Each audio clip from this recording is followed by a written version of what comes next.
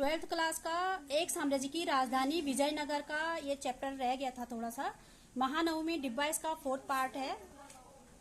इस क्षेत्र की एक अधिक विशिष्ट संरचनाओं का नामकरण भवनों के आकार और उनके साथ ही उनके जो कार्य थे उसके आधार पर किया गया है। राजा का जो भवन था उसकी अंतर क्षेत्र में सबसे विशाल है, परंतु इसके राजकीय आवास होने का कोई निश्चित साक्ष्य नहीं मिला है। अभी तक कोई साक्ष्य नहीं मिला कि ये राजा का आवास था।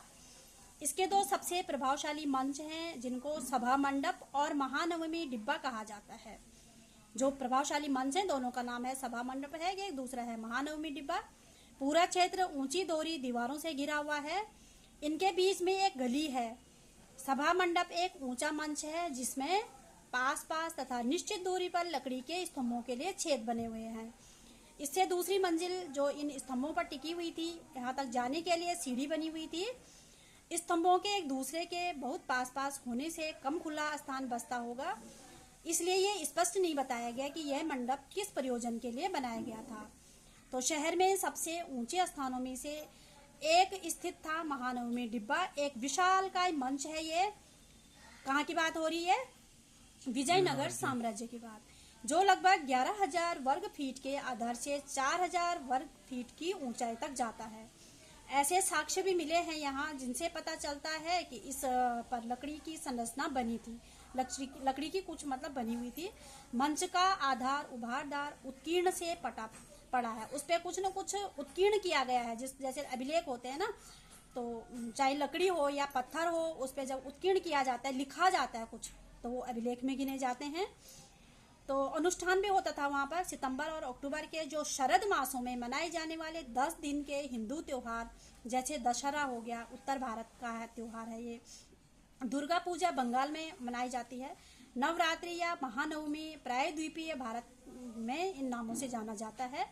महानवमी का शाब्दिक अर्थ है महान या 9वां दिवस होता है, जो इसके अवसर पे निष्पादित किए जाते थे। इस अवसर पर विजयनगर शासक अपने रुतबे, ताकत, अधिराज्य का प्रदर्शन करते थे। जो ये अच्छे अवसर होते थे त्योहारों के अवसर, तो अपने हर चीज का प्रदर्शन राजा लोग उस टाइम करते थे। तो इस अवसर पर होने वाले जो धर्मानुष्ठान थे, मूर्ति की पूजा, राज्य में अश्व की पूजा हो गई। अश्व मतलब जो घोड़े होते थे, भैंस हो गई, या अन्य जानवरों की बलि भी सम्मिलित होती थी उस जमाने में।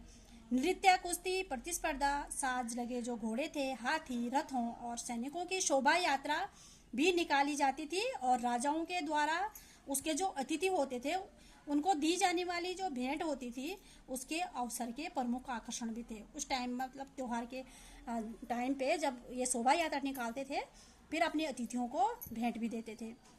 तो इन उत्सवों के गहन सांकेतिक अर्थ भी थे। बहुत गहरे संकेत में कुछ अर्थ निकलते थे इनके। त्योहार के अंतिम दिन राजा अपनी तथा अपने नायकों की सेना का खुले मैदान में आयोजित भव्य समारोह में निरीक्षण करता था। राजा खुद ही निरीक्षण करता था अपनी सेना का और अपने सेना नायकों का। इस अवसर पर राजा के लिए जो नायक होते थे, राजा के लिए बड़ी मात्रा में भेंट भी लाते थे। कौन लाते थे? जो नायक होते थे वो लाते थे, राजा के लिए गिफ्ट लेके आते थे। महानवमी डिब्बा जो आज अस्तित्व में है, वह इस विस्तृत अनुष्ठान का केंद्र था। विद्वानों का मानना है कि संरचना के चारों ओर का स्थान सशस्त्र आदमी, औरतों, बड़ी संख्या में जानवरों की शोभा यात्रा के लिए पर्याप्त नहीं था। राजकीय केंद्र में स्थित कई और संरचनाओं की तरह यह भी एक पहेली बना हुआ था। राजकीय केंद्र में स्थित अन्य भवन भी थे। राजकीय केंद्र के सबसे सुंदर भवनों में एक लोटस कमल महल भी है वहाँ पे। इसका नामकरण 19वीं शताब्दी के अंग्रेज यात्रियों ने किया था और ये रोमांचक भी है, लेकिन इतिहासकार इस बारे में निश्चित भी नहीं है कि ये भवन किस कार्य के लिए बना था। और मैकेंजी द्वारा बनाए गए एक मानचित्र से मिलता है कि ये परिषदीय सदन था। राजा अपने जो परामर्शदाता होते थे उनसे मिलता था उस भवन में, जो कमल मंदिर था वहाँ पे। परामर्श मतलब जो अच्छी बातें राजा को बताते थे, कुछ न कुछ परामर्श देते थे। अधिकांश मंदिर धार्मिक केंद्र में स्थित थे, लेकिन राजकीय केंद्र में भी कई मंदिर थे। अत्यंत दर्शनीय और हजार राम मंदिर कहा जाता है उनको।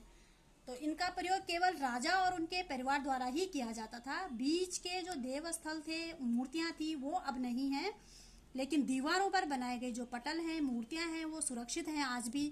मंदिरों की आंतरिक दीवारों पर जो उत्कीर्णित रामायण से लिए गए कुछ दृश्यांत भी सम्मिलित हैं।